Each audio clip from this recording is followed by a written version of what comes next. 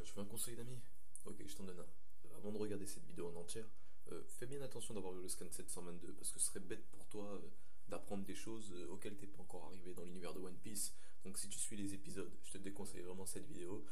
Après, c'est mon avis à moi, hein, t'es pas obligé de m'écouter, hein, tu fais ce que tu veux, hein, t'es libre, tu peux faire ce que tu veux. Moi, je suis pas ton daron, tu fais ce que t'as envie de faire.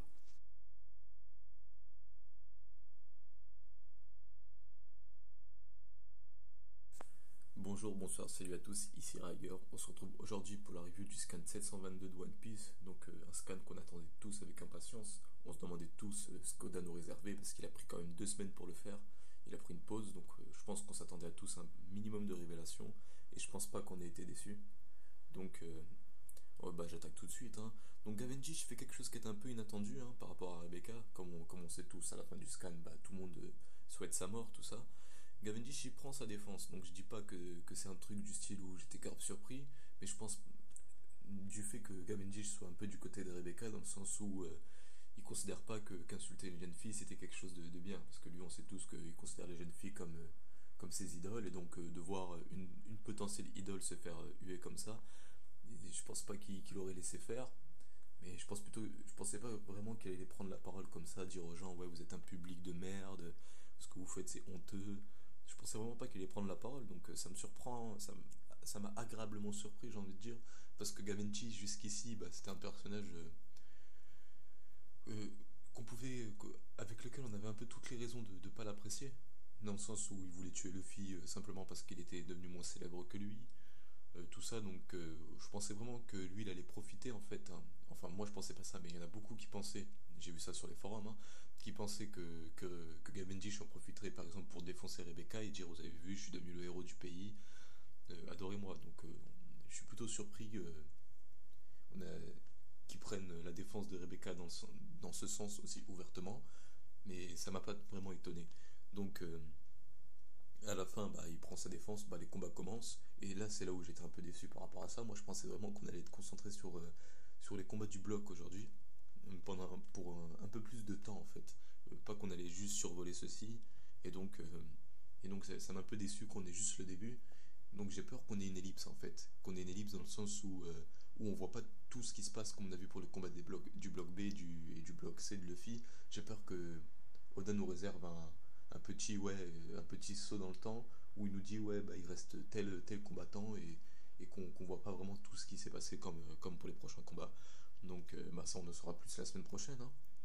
Ensuite bah comme on peut voir bah le soldat il en dit un peu plus, hein, sur ses plans tout ça, comme quoi ça fait un an qu'il se préparait, mais c'est vraiment éclair, hein. C'est un scan qui survole un peu tous les personnages du manga, je disais. Et donc, on a plein de petites informations. Donc, par exemple, on sait que le plan, ça fait un an qu'il se prépare. Et que Usopp, bah, il a vraiment envie de s'échapper, quoi. Au début, t'as l'impression qu'il veut vraiment, parce qu'il fait vraiment une tête de mec, allez, vas-y, cette fois-ci, je suis sérieux. Mais il le dit lui-même, hein, dès qu'il peut, il s'échappe. Et donc, on n'a pas d'énormes détails sur le plan, à part le fait que Usopp, enfin, Usoland, est dans une mauvaise posture. Et donc, voilà, donc on passe vite à Zoro. Donc, moi, je m'arrête un peu sur ça. Là, je fais un résumé un peu impression. Là, je mélange un peu les deux, j'ai remarqué. Mais parce qu'en fait, il y a un personnage, enfin, le nain qui est avec Zoroland, bah, il en sait beaucoup sur la famille Doflamingo parce qu'il a vu les pouvoirs de chacun d'entre eux. Donc, je pense que ce sera un élément important pour la suite, hein, où il aidera un peu tout le monde à battre son adversaire en expliquant ses pouvoirs, tout ça. Donc, par exemple, on apprend qu'il y a vu que trois as en fait. Il y a bon, Treflo, Diamante et Pika. Donc on a le nom du troisième. Mais je trouve c'est un peu dommage qu'il n'y ait pas un quatrième. Alors même si on sait tous que la place était sûrement réservée pour Lao, je trouve que c'est un peu dommage que Doflamingo avait pas un quatrième gars caché au cas où si Lao le trahissait ou quelqu'un de potentiel pour prendre sa place. Je trouve que c'est un peu dommage. Mais bon, passons. Donc Zoro, et fuck you. Donc Zoro retrouve Sanji et Kinemon, et donc c'est vraiment comme je vous le disais, un scan qui survole un peu tous les personnages en fait, parce que même si on a droit à voir Sanji et Kinemon, on n'a rien de plus sur eux à part la scène où ils apprennent que que Nami, Brook et Chopper, ainsi que Momonosuke, sont dans la merde face à Jorah, je crois qu'elle s'appelle comme ça, ou Jorah, je sais pas comment ça se prononce, enfin la femme art quoi. Et donc du coup, bah, c'était pas quelque chose de, comment dire, c'était pas quelque chose d'indispensable, c'était pas nécessaire qu'on voit ça, mais c'était néanmoins une bonne transition pour passer à la suite du combat bah, sur le Sunny, hein. Et donc on a droit à son épilogue, hein. Donc c'est quelque chose qui est vraiment bien joué de la part de Brook, de faire croire qu'il a basculé du côté obscur de l'art. Et donc, et donc c'est vraiment un petit combat vite fait, hein. Le coup du, tu vois, ça me fait encore rire le coup du, tu vois, en réalité, mon archer, c'est une épée. Elle fait, oui, je vois ça, mais maintenant je joue, mais je t'ai déjà tranché. Non, mais ça, c'était juste épique, hein. Mais bon. Aussi, Jorah, c'était pas vraiment un adversaire très compliqué, hein. C'est juste la preuve, hein. Dès qu'il a récupéré son arme, il s'en est vite débarrassé. Et je pense qu'il aurait pu très vite la tuer s'il avait eu envie, en fait, hein. Si c'était dit dans sa tête, bon, allez, c'est une ennemie. Elle a transformé Chopper et Momonosuke en œuvre d'art. Je la bute, fin de l'histoire. Ensuite, bah, c'est là où ça devient plus intéressant. Mais quel abruti. C'est là où ça devient plus intéressant ce scan. C'est la petite information que Doflamingo nous donne à la fin. Donc on en apprend un peu plus sur les origines du gouvernement mondial, mais c'est vraiment un, un petit truc qui arrange juste cette partie de l'histoire. Par exemple, je pense notamment au fait que la seule chose qu'on apprend, c'est qu'il y a eu 20 pays qui l'ont fondé, le gouvernement mondial. Ces 20 pays ont décidé de partir vivre à Marie-Joie, et en quittant leur île alors. Mais en quittant, ils ont décidé de donner le pays à une autre lignée royale. Donc, ce coup-ci, bah, pour les rois de Dressrosa qui étaient avant ceux de la famille Riku, ils ont décidé bah, de laisser la lignée Riku diriger le pays. Et donc, ils sont partis à Marie-Joie. Et comme on apprend, Doflamingo, bah, la famille Doflamingo était en fait faisait partie des membres fondateurs du gouvernement mondial. Donc on apprend vraiment ce petit détail et aussi bah, on mentionne la famille de Vivi, hein, la famille Nefertari, celle d'Alabasta. Donc, c'est vraiment un petit détail de rien du tout.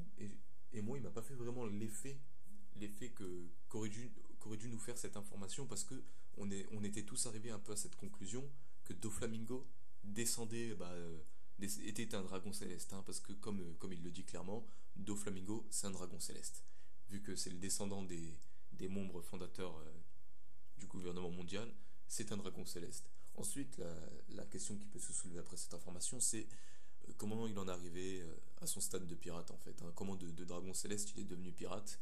Donc l'histoire n'est pas finie, hein, parce que ça date de 800 ans. C'était il y a 800 ans cette histoire.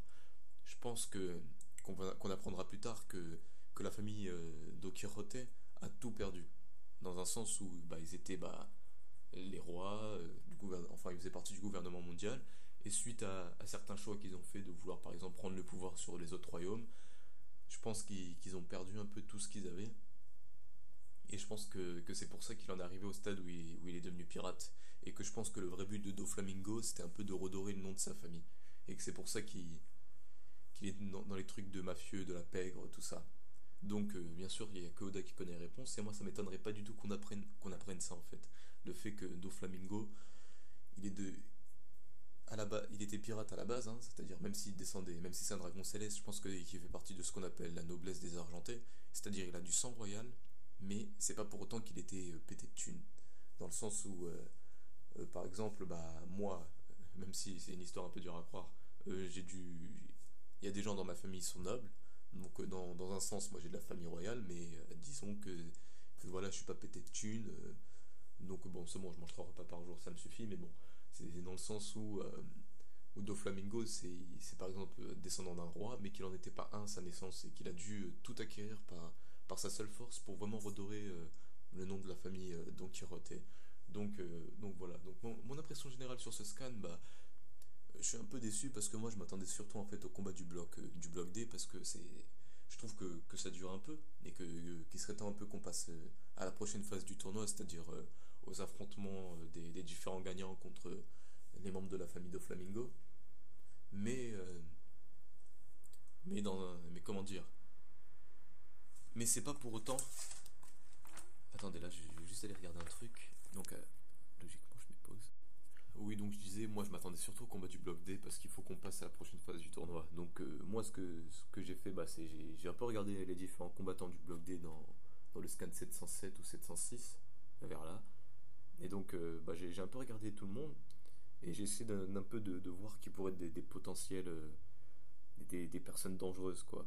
Et franchement, à part Suleiman et le pyromane, je pense que c'est les deux seuls qui vont un peu créer des problèmes à Rebecca et Cavendish et qu'on finira sur un petit Cavendish-Rebecca.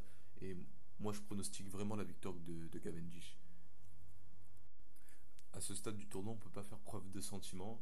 Au début, je pensais vraiment que Cavendish allait perdre dans le sens où il arrivera en face à face face à Rebecca et qui dira en gros, oui, un peu à la Sandy, je ferai pas de mal à une jeune femme, je te laisse gagner. Mais, euh, mais j'y crois de moins en moins. Cavendish est venu pour gagner et il va gagner. Donc ensuite, après bah, Cavendish, la chose qui m'a le plus intrigué, en fait, c'est Lao. J'aurais dû un peu plus en parler au début de vidéo, mais Lao, il s'est fait littéralement éclater contre Doflamingo.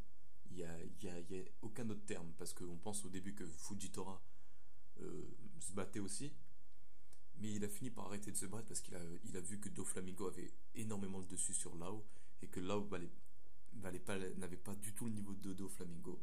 Donc c'est quelque chose que je me demande là, c'est parce que Luffy et là où ils ont à peu près le même niveau, je pense qu'on est tous d'accord pour dire ça. Et là, je suis en train de me poser la question, est-ce que Luffy va être à la hauteur? Alors oui, mais comment est-ce qu'il va en arriver là? Comment est-ce qu'il va réussir à battre Doflamingo, qui a éclaté littéralement son rival Lao, qui s'était pourtant préparé à s'affronter contre lui, il avait gardé toutes ses forces, tout ça, mais il a pas tenu, il a pas tenu, il lui a infligé aucun dégât, aucune marque, aucune égratignure. Et en plus, Fujitora, comme je dis, il s'était arrêté. Au début, oui, Fujitora se battait aussi, mais au bout d'un moment, il a vu que le Doflamingo avait largement le dessus et que ça servait à rien. Donc, euh, donc voilà, donc bien sûr, Doflamingo va nous donner plus d'informations sur son passé, il va nous dire exactement son histoire. Mais ça, je pense pas que ce sera pour tout de suite, hein. Je pense que vraiment le prochain scan, il se concentrera, euh, il se concentrera sur, allez, sur Luffy, qui sera spectateur du combat du bloc D, qui va regarder comment se bat Cavendish et le fait qu'en réalité il a sous-estimé Cavendish. Et aussi sur Brook, Monosuke, tous ceux qui vont arriver sur Green Beat pour, euh, pour récupérer César, César, tu l'appelles comme tu veux, moi j'appelle Casséar, qui vont pour récupérer ce docteur à la con là et on aura un peu plus sur ça. Donc ensuite je pense qu'on aura aussi droit à un petit appel, mais vraiment au niveau figurant de Sanji qui va prendre la nouvelle du fait que Brook a sauvé tout le monde sur le bateau et que eux à leur tour vont se concentrer pour aller prévenir Luffy que l'usine se trouve dans le Colisée. Donc pour la suite de l'histoire, de l'histoire, bah c'est vraiment à ça que je m'attends. Bah là où qui se fait éclater, qui sera sûrement laissé pour mort. Doflamingo qui va aller voir comment ça se passe au Colisée ou qui va retourner dans son château, mais non, qu'est-ce que je raconte? Doflamingo il va faire son speech de méchant, il va raconter toute sa vie à Lao, et donc voilà, Fujitora lui il sera à côté derrière, il fera rien de spécial. Et voilà, donc pour le scan suivant, moi ce que je voudrais vraiment, c'est vraiment les combats du bloc D. Mais finalement, je me dis non, parce que Oda, là, comme on peut se rendre compte, il a envie de nous donner plein de petites informations sur les différents personnages. Alors j'espère qu'il va vite, au prochain scan, il finira ce petit taf qu'il a fait, de nous donner des petites informations sur le déroulement de la suite, c'est-à-dire ce qu'ils vont faire, leur plan, tout ça, et que deux scans plus tard, on est droit au combat du bloc D, sans interruption, juste un scan totalement dédié au combat du bloc D, sans prise de tête. Donc voilà, donc c'est à peu près tout ce que j'ai à dire. Donc bah, je t'invite dans les commentaires à dire ce que toi t'as pensé du scan, quelles sont tes hypothèses.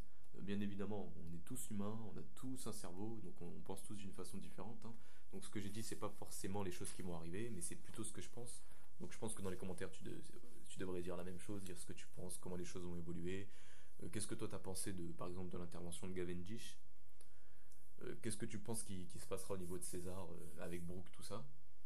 Quel est le passé de Doflamingo exactement? Parce que moi, ce que je dis, c'est quelque chose qui m'arrange un peu.